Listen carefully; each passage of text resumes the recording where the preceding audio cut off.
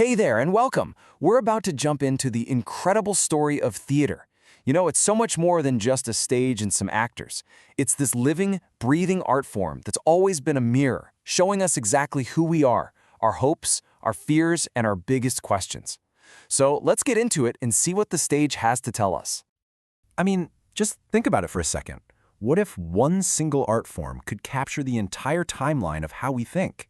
Our beliefs, our anxieties, our breakthroughs? Well, that's exactly the power of drama. And that's the journey we're going on today. And we've got a fantastic guide. We're digging into a Master of Arts course on British and European drama, specifically from the Odisha State Open University. We're using their historical overview as our map to see how theater grew from these sacred rituals into the wild, radical experiments of the modern age. All right, so let's start at the beginning. Act 1, Gods and Mortals. Way back when, drama wasn't really entertainment as we know it. No, it was serious business. It was all about the divine, about ritual, and about trying to figure out our place in a world that felt like it was run by these huge unseen powers. This timeline really lays it all out, doesn't it? It all kicks off in ancient Greece, coming right out of religious festivals that ask these massive questions about fate and justice. Then you've got Aristotle, who comes along and basically writes the first ever how-to guide for drama with his Poetics. The Romans, they took that and just cranked up the spectacle. And then, look at that huge gap. Drama pretty much disappears for centuries, only to be reborn inside the Christian church with a totally new purpose, to teach. And this, right here, is where things get really fascinating. It's all about the purpose of the play. The ancient Greeks, they used the stage to wrestle with these huge, unanswerable questions. But when you get to the medieval morality plays, it's the total opposite. They weren't there to ask questions. They were there to give you the answers, plain and simple. It's this incredible switch from, let's wonder together, to, here's what you need to believe. Okay, on to Act 2. This is where the whole game changes. The spotlight, which has been pointing up at the heavens for centuries, suddenly swivels down and shines right on us, on the messy, complicated, and brilliant world of human beings. So, yeah, for more than 1,000 years, drama was all about humanity versus the gods, or humanity versus some divine moral rulebook. The whole thing was on this vertical axis, always looking up. But then, boom, the Renaissance hits.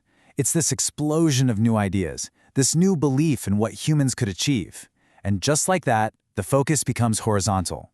The real drama, the real story, was now found inside people, in their minds, their ambitions, their jealousies.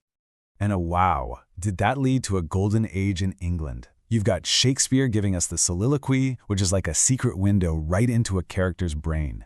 You've got Marlowe with his heroes who want it all, like Dr. Faustus. And it was all powered by the incredible rhythm of blank verse, spoken on stages like the Globe, where your imagination had to do half the work. Now, after all that poetry about kings and tragic heroes, the next big change was a lot closer to home. Imagine the grand stage of Shakespeare shrinking down, transforming from a palace or a battlefield into an ordinary living room. And that brings us to realism. You see, as a powerful new middle class emerged, playwrights like Henrik Ibsen started to think, hey, wait a minute, their lives, their problems, their secrets, that's drama too.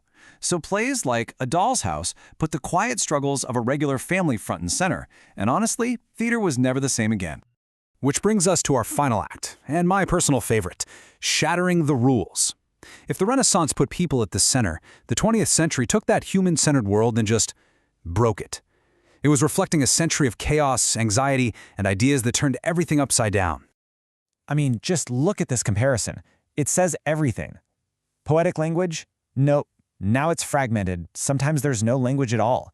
A nice, neat story? Forget it. Now it's cyclical. It's confusing. And the whole point of it all? It's not just to entertain anymore. It's to shock you, to make you question everything, and to maybe even change the world. So one of the masterminds behind this was Bertolt Brecht and his epic theater. Brecht basically saw audiences getting swept away by the emotions of a play and said, no, that's a trap.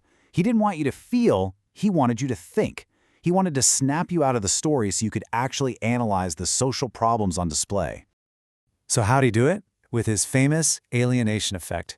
It's brilliant, really. Actors would talk right to the audience. You'd see the stage lights. They'd hold up signs announcing the next scene. He was doing everything he could to constantly remind you, hey, this isn't real. This is a play. Now think about why we're showing you this. It was a complete reversal from getting lost in the story to becoming a critical detective. But what if the problem wasn't just society? What if the problem was that life itself just felt meaningless? That's the question that sparked the theater of the absurd. I mean, after 2 devastating world wars, playwrights like Samuel Beckett looked around and just saw chaos. So their plays reflected that feeling. If life makes no sense, why should a play? And the perfect example, of course, is Waiting for Godot. It's a play where, famously, nothing happens. 2 guys wait for someone who never comes. Their conversation goes in circles. The whole situation is completely hopeless. And that's the genius of it. It doesn't tell you about feeling lost in a meaningless universe. It makes you feel it. It stages that very human anxiety of waiting for answers that may never arrive. So, let's pull back for the final curtain. From the sacred rituals in Greece to the barren, waiting world of Beckett, what's the big takeaway? We've seen an art form that is always in conversation with its time. This line from our source material just nails it. Drama is that potent mirror. Whether it's showing us our faith, our own complex minds, or our deepest anxieties about the universe, it's always been there to show us a reflection of who we are. And that just leaves us with one last thought. As our own world keeps changing so fast, with new tech, new conflicts, new ideas, what's the stage going to look like next? What stories will it tell, and how will it tell them? Well, that's the next act, and it's being written right now. Thanks so much for coming on this journey with us today.